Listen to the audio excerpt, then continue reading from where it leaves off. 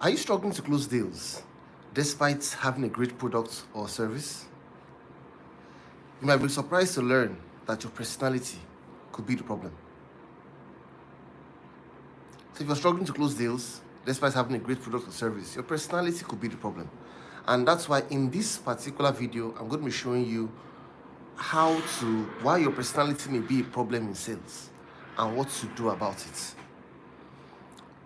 First of all, in my background, I have been able to work in financial institutions where I met sales targets, was able to bring in 21 HNIs to my organization in a single month, grow a portfolio from $3.5 million to $7 million in another organization. So I have stories of targets exceeded while working in industry. And because selling is a transferable skill, you find out that these concepts are transferred to other industries as well. And we've done this for over 23,000 salespeople across 5 countries. Now, in our line of work, we've come across cases where we see that people who we expected to be great at selling, based on their personality, because they were extroverted, they could speak up, they looked like they were the life in the room, it looked like they were the best, in a better position to sell and meet sales targets. However, we've also come across cases where people, by the way, those people didn't meet the sales targets because we expected them, because we thought based on their personality they would be able to do that. However, we've come across cases where people who were introverted, who didn't talk much, we saw these people being awarded top salespeople in organizations. And you wonder, what really is the role of personality when it comes to sales? First of all, let's look at the impact of personality on selling and how your personality traits can affect your performance. For example, the introverts believe that they can't sell because they can't talk very well, they are not bold enough, they are not social enough. The extroverts believe that they don't have to follow a process. They have it working for them because they have the gift of gab, they have the natural aura to walk up to people and engage them. Yet, a lot of times, they can talk their way out of the sale, out of the close. So, what I want you to realize is that if you depend only on your personality, your selling skills will be limited.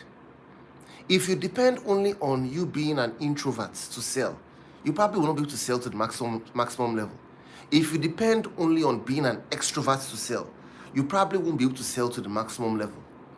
However, when you look at the differences between the introverts and the extroverts, it looks like the introverts have more of their personality tilted to the pros of the sales process. What am I trying to say? If we look at the entire sales process, you will realize that some of the concepts and skills you require to close prospects successfully, the introverts seem to have it more on their side. But that doesn't guarantee that they would be the best at it. I'll give you an example. Let's look at how life is. I remember the days of Usain Bolt. Usain Bolt was the world's fastest man at the time. As the world's fastest man, it looked like he wasn't supposed to be the world's fastest man because he didn't have the body structure for him to be the world's fastest man. I learned that he was born, read the story, you find out that he was born with the S spine. With the S spine, it means that he's not supposed to be able to run very fast. Now, even though his personality or his body structure or his circumstances were not positioned for him to be number one, Usain Bolt was able to become number one. There were other athletes who their body structure and position were perfect. Perfect spine, perfect muscles, perfect legs, perfect hearts, everything seemed perfect. Yet, they were not number one. So you find out that talent is not enough, personality is not enough, introvert to extrovert is not enough, even though we realize that, using the athletes for example, even though we know that if you have a straight spine and you have a perfect body, you most likely are positioned to be better. In the same way, the introvert is most likely positioned to be better at selling, even though it doesn't guarantee that the introvert will be a better salesperson. Now, let me tell you the surprising advantages of introverts in sales. First of all, selling is a skill, right? People who treat selling not as a skill, but as something that comes naturally to them, always have issues with being able to sell successfully. Introverts, extroverts are not tied to any skill. We wouldn't say that because somebody swims very well, and person says, I swim very well because I'm an introvert or because I'm an extrovert. Oh, I play a particular instrument very well, it's because I'm an introvert or because I'm an extrovert. Oh, I'm a great presenter or MC, it's because I'm an introvert or because I'm an extrovert. Not necessarily. The point is, we must treat this thing as a skill. And these are some of the skills that we require to sell successfully, that introverts may most likely be leaned towards them to do well. Number one, active listening. Active listening. What is active listening? Active listening is listening with the intention to understand and not with the intention to reply. Active listening means you listen to the prospects and you don't interrupt the prospects. It means that you're able to take notes while listening. You're patient enough, even before you respond to the prospects, to pause and digest what has been said. Because introverts are most likely programmed to talk less, they will be better at active listening because they wouldn't be nudged unconsciously to interrupt the prospects. They won't be nudged unconsciously to start to give value. Sometimes you're listening to a prospect and you've sold to maybe you're selling to a particular target audience or a particular niche. You sold to 5, maybe you're targeting logistic companies. You sold to 5 logistic companies already. You're talking to the 6th logistic company. And all of a sudden, you're asking them questions about what their needs are, what the challenges are. And they are bringing up issues that you already know the responses to them. So if you're not careful, you find out that you may be interrupting the prospects because you were like, oh, wow, I know exactly what this man needs. I've already sold to the last 5 people. The introverts most likely will be positioned to not necessarily interrupt. Even though he or she has sold to the last 5 people, he will just keep quiet and listen through. So active listening. Number 2, empathy and understanding of customer needs. Genuine empathy.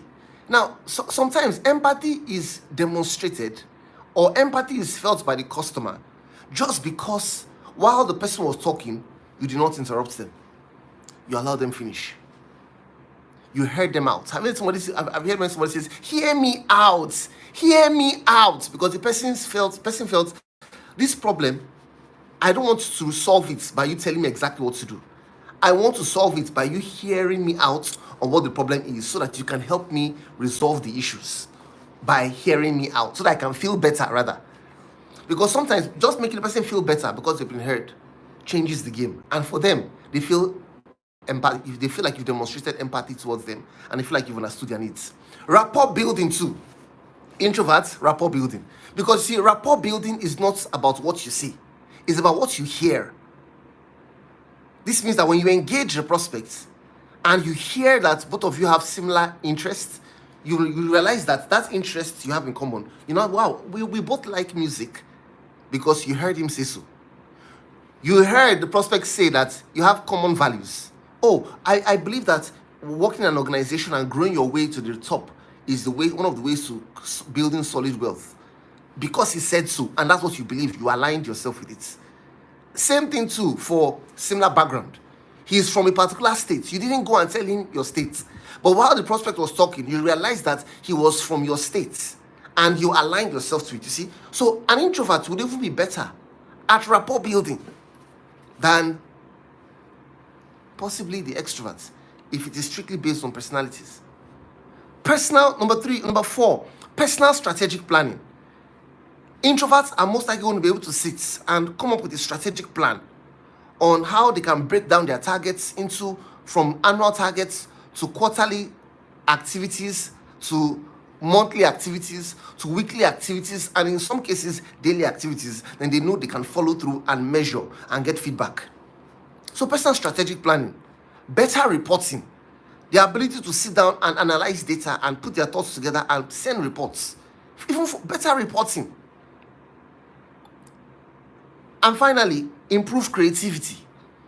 They are better positioned to be more creative, to be able to give better value communication, to be able to give better answers to objections, to be able to give better closing questions or better approaches to closing. Why? Because a lot of times, before they speak, they'll probably think and analyze.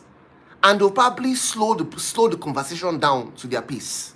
which may not be the best all the time, but in some cases it could be to the advantage, because that way they'll be able to think through and come up with a creative way to be able to handle the conversation. I'll give you a story of an introvert person I met. I ran a program for a real estate company, and he may be watching this video. His name is Peter. So when we met Peter, walked him through the sales concepts.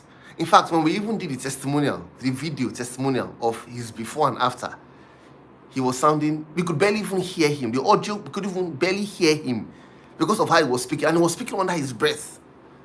Only for me to appear in their office a month or two from then. Top salesperson in the entire organization. Peter was number one. And I said, what? Of all people who I thought may not be, whose personality I didn't think was positioned for that, but he became number one. Because the concepts, he was better positioned based on his personality to apply them and use them. So this video, I've been able to show you and let you see that when it comes to selling, if you're an introvert, don't make a mistake and think that because you're introverted, you probably won't be great at sales. If you're an extrovert, don't also make a mistake to think that because you're extroverted, for you, you're going to be great at sales. All I'm telling you today is this: selling is a skill. A sales process is required to be successful at selling. And you need to commit yourself to the sales process. Whether you're introverted, whether you're extroverted, take advantage of the sales process and use it to your advantage to be number one in selling. I'll see you again in the next video, where we're going to be learning key strategies and successful tips to be able to succeed in the year 2025. Thank you so much for watching. Please remember to subscribe. Remember to share this video with others. Thank you so much. Do enjoy the rest of your day.